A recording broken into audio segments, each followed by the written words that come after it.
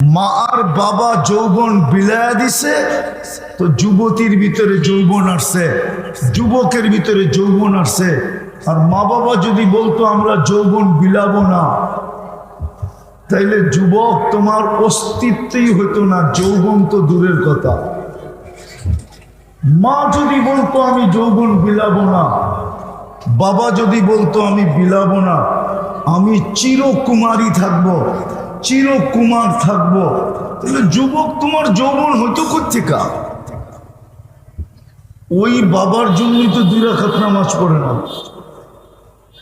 ভালো মতে বোঝেন, ভালো মতে, ওয়াজ বেশি শুনতে হয় না। একদিনের ওয়াজই যদি মনে গাথে তাহলে যথেষ্ট। একটু আগে দেখাইলাম ইব্রাহিম ইবনে আদহাম, মালিক ইবনে দিনার, শুধু যেই মেয়ে, একটাই মেয়ে ছিল, মারা যাওয়ার পরে ছোট মেয়েকে স্বপ্নে দেখছেন। আর মেয়ে বাপের এইখানে ধরা জোরে টান দিয়া বাবাকে জিজ্ঞাসা করছে, বাবা এখনো কি ফিরে আসার সময় হয় নাই? এখনো কি ফিরে আসার সময় হয় নাই? ঘুমের থেকে উঠতে দেরি, মালিক ইবনে দিনার আল্লাহওয়ালা হইতে দেরি হয় না। আপনারা মালিক ইবনে দিনারের ইতিহাস জানেন না, হুজুররাও ভালো মতো জানে না মালিক ইবনে দিনারের ইতিহাস। ওনার নামই হলো দিনারের ছেলে। সোনার টাকার পাহাড় না,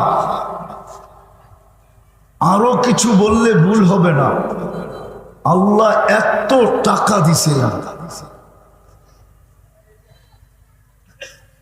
আর এরকম জীবন কাটাইতেছিলেন, এরকম জীবন, আনন্দ ফুর্তির জীবন। সন্ধ্যা হইতো, ফজর পর্যন্ত লাগতো, মাহফিল লাগতো, অনুষ্ঠান হইতে থাকতো ফজর পর্যন্ত। এক কথায় শুধু আল্লাহওয়ালা হয়ে গেছে। এরকম শত প্রমাণ দেওয়া যাবে, শত। বিদায় ওয়াজ বেশি শুনতে হয় না। আজকে যেটা বুঝাইতেছিলাম ওটা বোঝান, যে মসজিদটা আপনার মহল্লায় কেন দিল? কেননা মানুষ আল্লাহর হুকুম মানার দ্বারা দামি হবে, তাও আল্লাহর কাছে, মানুষের কাছে না। মানুষ মানুষকে কতটুক দাম দেয়, কতক্ষণ দাম দেয়?